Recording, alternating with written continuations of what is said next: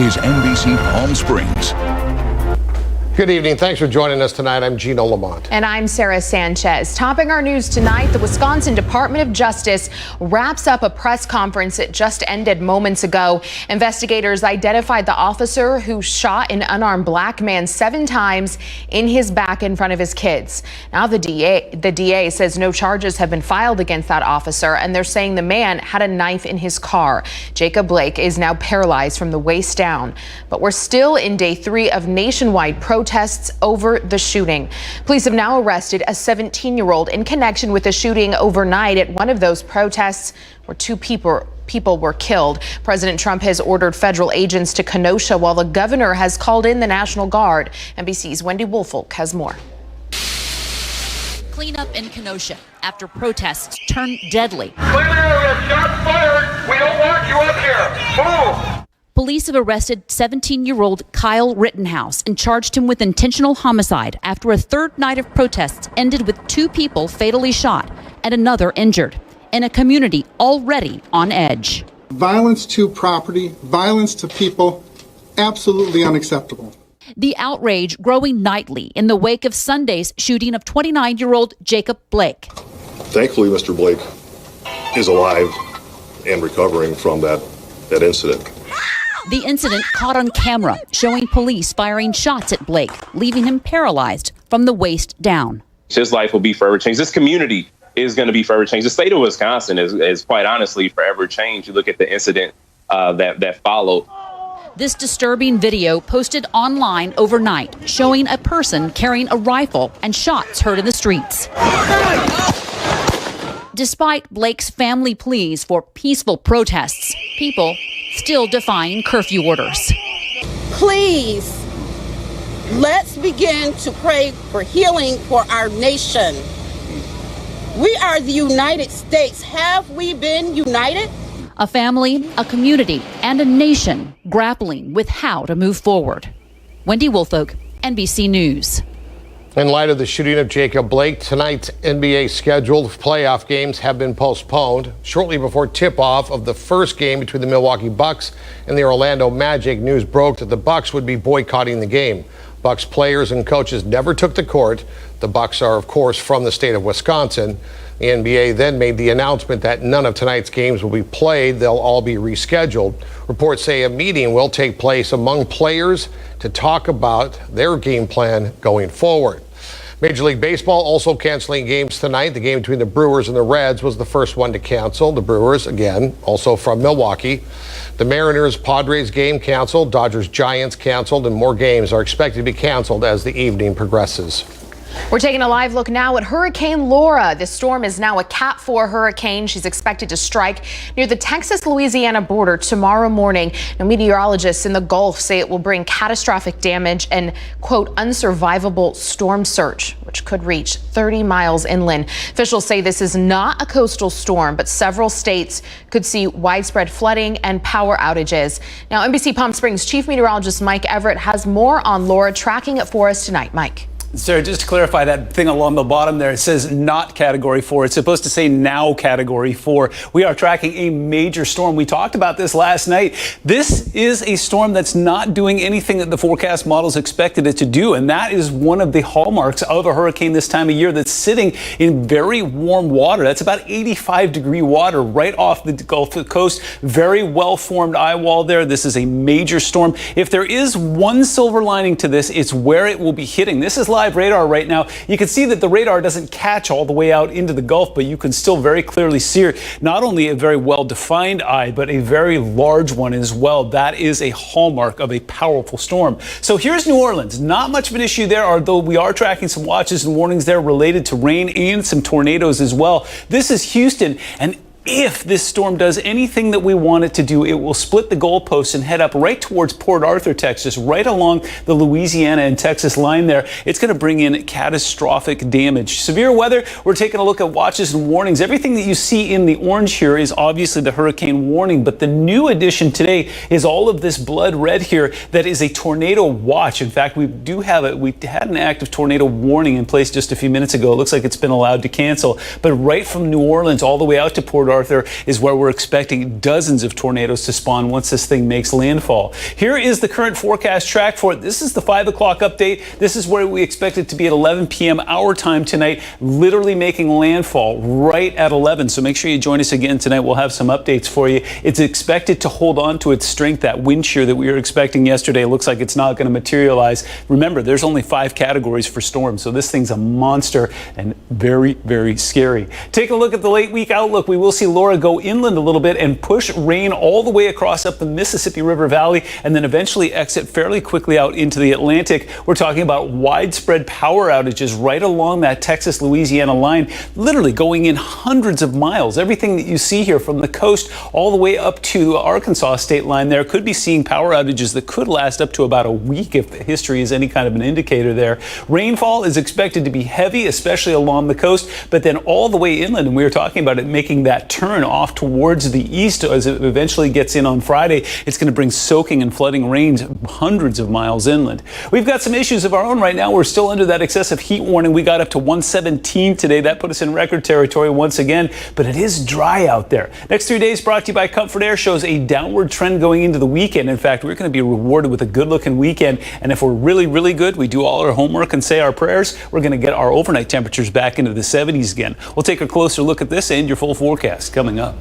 All right, thank you, Mike. Riverside County officials are under the microscope right now over how $36 million in taxpayer money was spent. Well, an auditing service was hired to help find ways to ironically cut costs, but a Riverside County civil grand jury finds it may not have been a smart investment after all. Olivia Sandusky talked to the county's top attorney and top county supervisor about what happened. She's live at the Palm Desert Sheriff's Station. Olivia, why are you there specifically? Sarah, I'm here because this is one of the departments, actually one of several departments that was interviewed for that civil grand jury report. Now, it is important to note when this project with the consulting firm began 5 years ago, the 2 men that I spoke to today were not yet in office, and now they're left trying to figure out what went wrong. I think that's where it largely failed. Riverside County supervisors discussed the $36.4 million spent on consulting services from KPMG. The goal was to save money, but a report by the civil grand jury says it only provided limited savings. I think it's incumbent upon us as supervisors that, quite frankly, spent quite a bit of money to perform. And there's, I'm sure, areas there in which we can improve. The county's executive office says KPMG's suggestions led to $100 million saved between the sheriff's and district attorney's office. However, the jury says that claim lacks validation. I'm not surprised that they couldn't be validated because the way that the KPMG study came out was supposed to be this, kind of massive transformation. It never happened. The county wasn't willing to implement those changes. We wasted millions of dollars to get information that was already here, readily available. The report also found examples of major losses, like the $8 million spent on a software package that was canceled for unknown reasons. That motion carries 5-0. Thank you. On Tuesday, supervisors approved the formation of a committee to respond to the jury's findings. What are we going to do to make sure that we implement the recommendations in order for us to achieve what the initial goal was, which was cost savings? And the group will present their own report before November 10th. We need to assure the taxpayers that this was a good investment. And if it wasn't, let's fess up to it. Now, the other departments mentioned, as well as KPMG, declined to comment to us today. The county's executive office tells us they'll have a written response that'll be available within the next 90 days. Reporting live in Palm Desert, Olivia Sandusky, NBC Palm Springs. In Northern California, crews are still battling massive fires, specifically in the Central Valley and Bay Area. 7 people are dead and nearly 1,300 homes or other buildings have been destroyed. The SCU and LNU complex fires are the second and third largest now in state history. And the SCU fire burning near Santa Cruz, crews are getting an upper hand as weather cooperates, but the terrain is still very steep and dangerous. Coronavirus coverage brought to you by East Valley COVID-19 testing site, serving residents of eastern Coachella Valley. We're seeing restaurants fall victim to the pandemic, some of them going out of business forever. Still, others are moving forward with new ideas. Daytona Everett's live in India, where traveling services are getting some new attention. Daytona, traveling services, that's food truck, right? Yes, Gino, that is food trucks. And what I can see right here at the India swap meet, we've got taco trucks. You guys, this is a trend that's really picking up right now, especially in the Coachella Valley. Very soon, you can see food trucks just like this popping up everywhere. Restaurant after restaurant forced to close their doors permanently. The pandemic hitting the industry hard, forcing businesses to pivot and adapt their model. I see that the food truck industry is going to keep growing. Eric Besseril says restaurants are going from 4 walls to no walls, as California has prohibited indoor dining. So in his mind, food trucks could be the future. Serving up your favorite dishes with a side of safety. Having an open air seating area is definitely a safer environment. Eric heads CV Food Trucks, an organization which helps vendors become legally permitted, a concept the city of Indio is highly in favor of. The city's even working right now on trying to get discounts for people getting new business licenses. And even restaurants trying to go from indoor to outdoor. And come November, you'll find the Indio Food Park in downtown. That's a more fixed location. We have our eyes on 3 other cities. A big movement for the mobile food industry during a slow time for some restaurants. Restaurants, unfortunately, yes, are closing their door, but we don't want that to stop them from sharing their culinary expertise to the Coachella Valley. They can feel free to reach out to myself, and I'm more than happy to accommodate them at our new location. As you can see, everyone is still just setting up here at the swap meet in Indio. It starts officially at 6 o'clock. And I was talking to Eric today. He said a lot of the food trucks aren't here during the week because, of course, they can travel, so they go to other areas. But on weekends, they're definitely here, and they are here, and they will be here at 6 o'clock. Join us then. I might try a taco. Who knows? Reporting live from Indio, I'm Daytona Everett. Back to you guys. Who knows? Twist her arm. All right, taking a look at the local coronavirus numbers. 338 new cases were reported in the county. 107 of those are from the Coachella Valley. There were 6 new deaths countywide, and 1 of those was from our valley. And here's a stunning number. Over 12,000 new recoveries were added to the county's total. Health officials say those are people who did not respond to contact tracers after 45 days of follow-up. New reports suggest the 6-foot social distancing rule may not be enough to stop the spread of COVID-19. Scientists with MIT and Oxford say 6 feet is based on outdated science because this virus can travel as far as 26 feet. They now say 6 feet apart should just be the starting point. Well, now the CDC says asymptomatic people who have been in close contact with a COVID positive person don't necessarily need to be tested. In the past, anyone who was in close contact would have to be tested. But the new guidelines appear to come from an idea raised by CDC Director Robert Redfield when there was a surge of coronavirus cases, which put a strain on U.S. testing. Meanwhile, Dr. Anthony Fauci says he had nothing to do with this new CDC recommendation to not get tested. The nation's top infectious disease doctor was apparently having throat surgery when the agency made this decision and announced it. Fauci says he's worried about the update, saying, quote, "It will give people the incorrect assumption that asymptomatic spread is no longer a great concern." Governor Gavin Newsom responds to the updated guidance in his briefing, saying the state will not adopt those new policies. I don't agree with the new CDC guidance, period, full stop, and it's not the policy in the state of California. We will not be influenced by that change. We're influenced by those that are experts in the field that feel very differently. And so with respect to the CDC, no, that is not the policy guideline that we will embrace or adopt here in the state of California. Newsom announces a new testing partnership for the state, which will add 150,000 tests per day with a guaranteed turnaround time of 24 to 48 hours. Well, if you've driven down Dillon Road in Desert Hot Springs lately, you've probably noticed stacks of pallets stretching for blocks outside the Angel View Distribution Center. They're filled with clothes, toys, and appliances. The pandemic is straining Angel View's resources. So coming up tonight at 6 o'clock, we're going to try to answer the question, why are the donations piling up? The answer may surprise you. Coming up next, day 3 of the Republican National Convention tonight. We'll tell you who's speaking and what you might expect to see. Plus, an update on the condition of little Gavin, the Desert Hot Springs boy, a victim of a random attack that left him in critical condition. Well, our Kitty Alvarado spoke to him and has his story still ahead. When we welcome our West Coast viewers, with Hurricane Laura growing in intensity, forecasters are warning the storm surge along the Texas-Louisiana coast could be catastrophic. We'll have the latest from our team on the ground, and we take a close look at the rising mental health toll of the pandemic when we see you for Nightly News.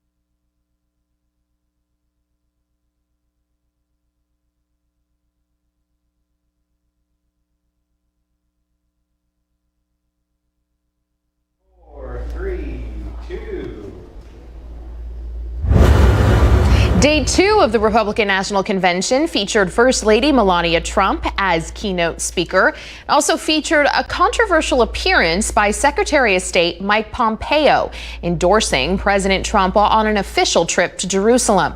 Tonight's speakers are headlined by Vice President Mike Pence and Kellyanne Conway, who recently resigned from the White House. That's coming up tonight. We're taking a live look now at our Walter Clark Highway 111 cam there in Rancho Mirage, and Mike has a full look at your forecast when we come back.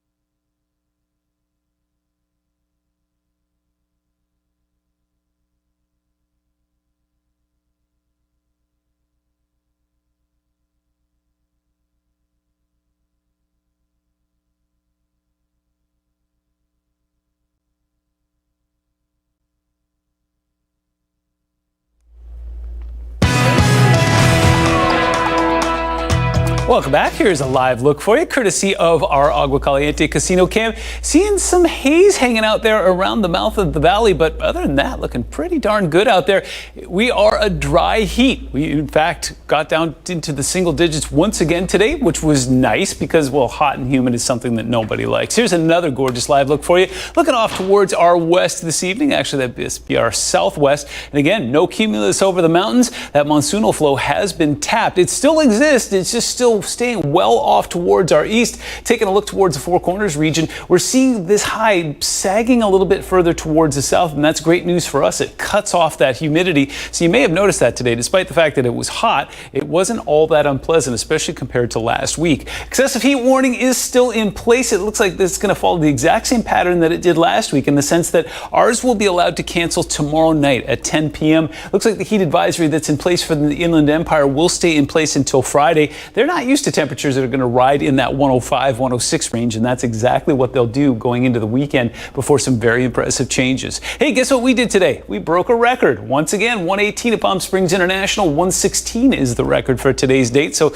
yeah, that's like the 13th time this summer that we've done that. 83 in the overnights. Still warm. 77 is the 30-year average, but still not muggy. None of that 90 stuff that we were tracking last week. Take a look at Futurecast. It's really hard to look at anything other than Laura that's just getting ready to smack that Texas-Louisiana state line and then bring copious moisture, Arkansas, Missouri, and then hook that hard right across Kentucky, Virginia. Meanwhile, we will remain quiet out here, and things are considerably calmer up in northern and central California, helping with the firefighting effort. Current temperatures are hot right now. 115 in Coachella, 113 Thousand Palms, 97 in the Yucca Valley. Desert Hot Springs rocking 108. We got some winds coming through, very similar to last night, sustained about 15 to 20 miles an hour. Gusts up to about 25 and 30 will stay with us through the rest of the evening. By 11 o'clock tonight, looks like Laura will make landfall. We'll have some updates for you. We'll be in the double digits by then, and we will continue to cool right about to the same level where we started today. In fact, tomorrow will be very similar to what we saw, but 2 degrees cooler. Look for 114 on Thursday, and then as we go into the weekend, we'll see those evening winds.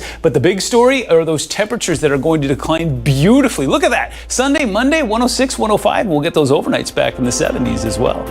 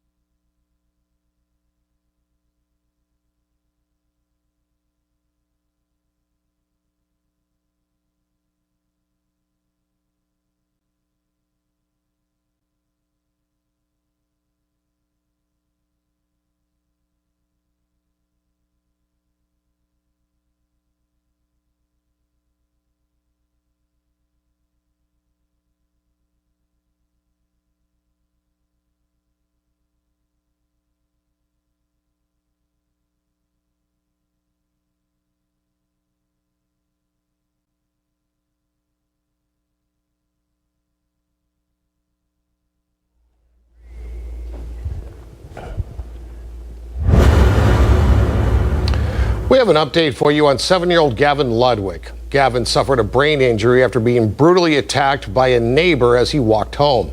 Our Kitty Alvarado has been following this story from the very beginning and brings us the latest on little Gavin.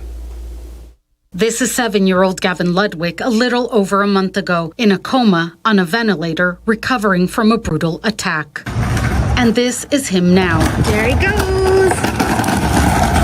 He's out of the hospital where he was recovering from a massive brain injury after being attacked by a neighbor as he walked home from a pool party in Desert Hot Springs. Gavin gave us his own update from the rehab facility where he stays full-time. I'm doing good.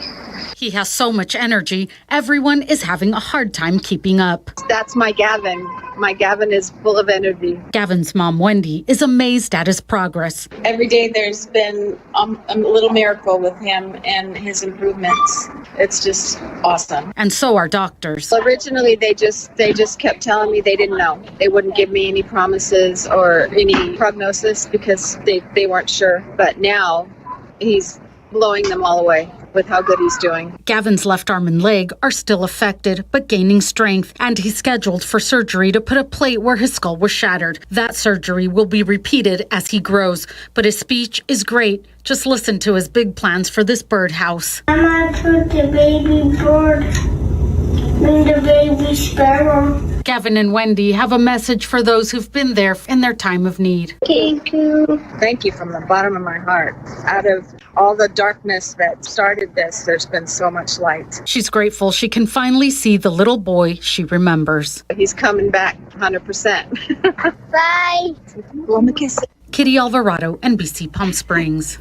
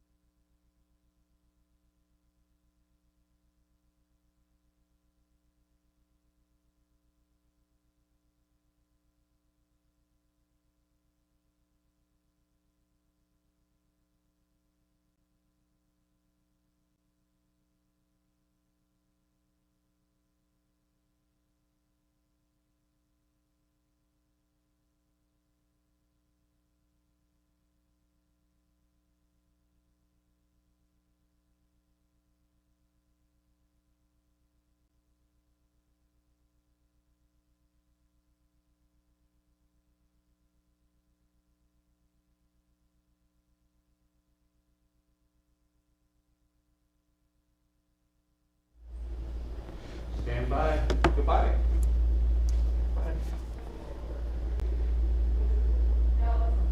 We'll see you at 6.